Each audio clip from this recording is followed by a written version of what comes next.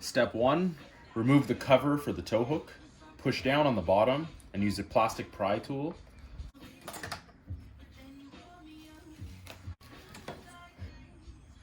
A cross Phillips screwdriver, and you're gonna go into the indent and you'll find a screw. Loosen the screw.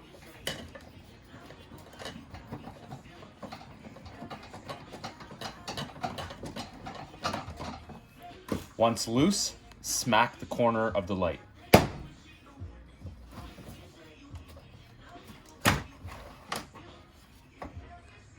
Remove the clip.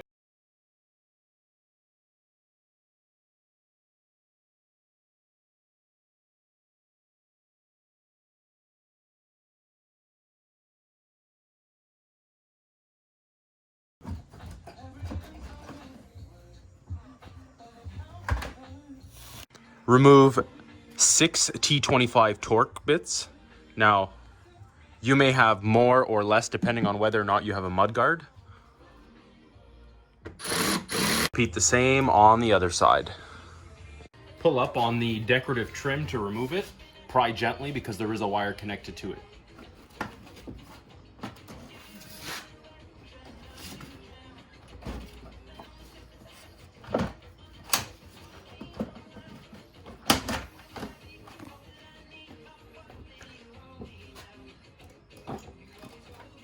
Set it aside.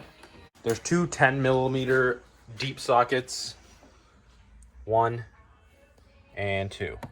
Go right in and bring it out, both sides. Remove this panel, remove the air compressor.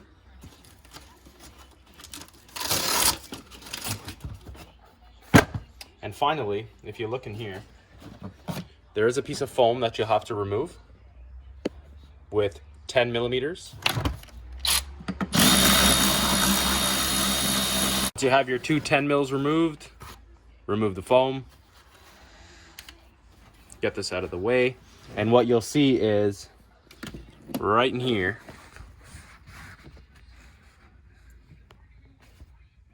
there is a stud right there. We're gonna have to remove it with a 10mm deep socket. Remove this access panel. Move it to the side. Move this piece of foam away, and you'll see you have a fuse box in the way. There is one 10mm nut that you're gonna have to remove. We'll use a deep socket and remove it.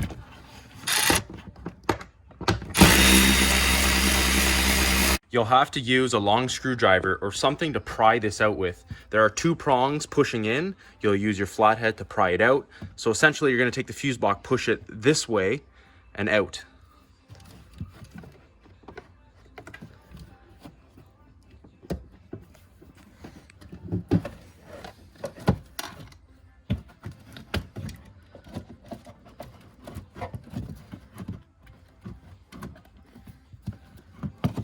There you have it. And now you'll see the 10mm stud that you'll have to remove. At the bottom of the bumper, you have 2 T25 Torx, 1 and 2. Now, if you have a mud flap, you need to remove the clip, the one single clip at the bottom. Otherwise, it pushes against the fender liner and you can't get it out. Now, to remove the bumper, you're gonna pry up on these clips. Be very gentle because they can break. Let's first start at the top. So you'll see this one's actually already broken. So it looks like somebody's already taken this apart.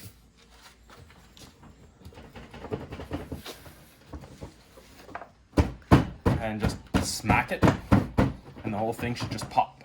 See that? Repeat the same on the other side. 3 harnesses you need to remove. The first one is this. 1. Got a second. It's this big one right here. Needle nose pliers. Push down on the 2 tabs. Comes out. And lastly, this one here. It's a single clip.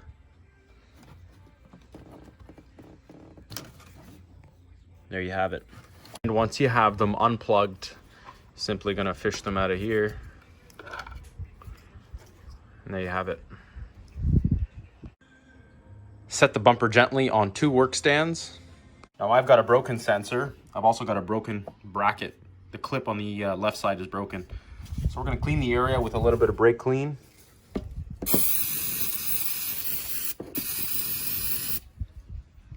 Let that dry. This is the old sensor. It doesn't work anymore. It's dead. This is the new sensor. Now I painted it white. It's not the greatest paint job, but it's touch-up paint. There is a rubber grommet on it.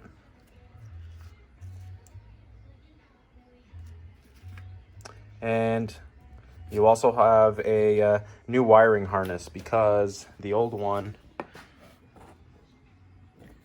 is defective. It's torn. We're using a little bit of JB Quick Weld. It sets in 4 minutes, so it's going to make this job a lot faster and easier. Mix that up and glue the sensor in place. What we're going to do is we're actually just going to cut and splice. So we're going to chop this off and wire a new piece in. Now, once you have the sensor in place, basically going to smother it in JB Quick Weld. And you have about 4 or 5 minutes for this to set, so you have a little bit of time to move it around, get it into place. Once that's dry, maybe about 15-20 minutes, then you should be able to get going on your rewiring. Remove the sheathing off the wires. Be real careful because if you strip it too low and you end up cutting it, you'll end up having to remove this tape and go deeper into the wire. So it's much easier if you just take your time doing it. So when you get your new harness, the black wire, which is in the center, is going to go to the blue and white. The red is going to go to the red, and the white is going to go to the brown. Now, in order to waterproof these wires so that they don't become corroded, I like to use Grote Ultra Seal. It's a corrosion preventative sealant.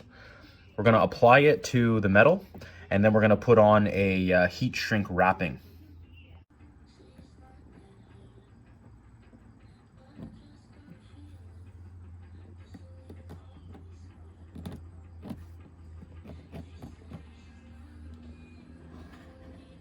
Put on your heat shrink.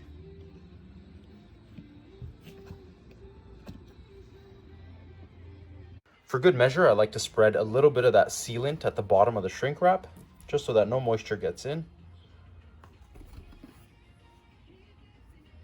Reinstall your bumper. You just want to make sure that you have one clip here, another clip here. As you can see, they have to line up. There's a total of 4 bolts that you need to line up. 1, 2, 3, 4, and 2 clips. Replace the 10 mil on the inside. You have your connections fished. Reinstall. 1, 2,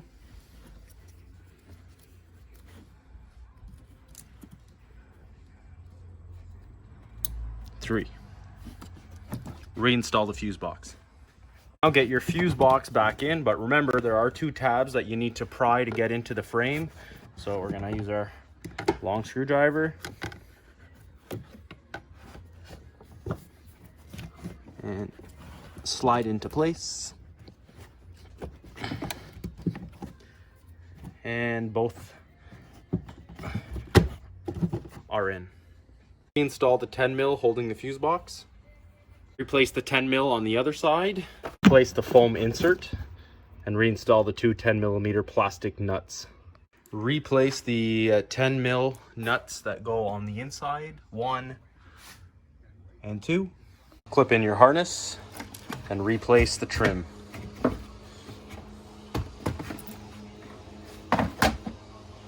Place the reverse lights, keeping in mind that you have one tab that needs to line up with the bumper. Tighten the Phillips screw holding the housing together and replace the cap. Repeat on the other side.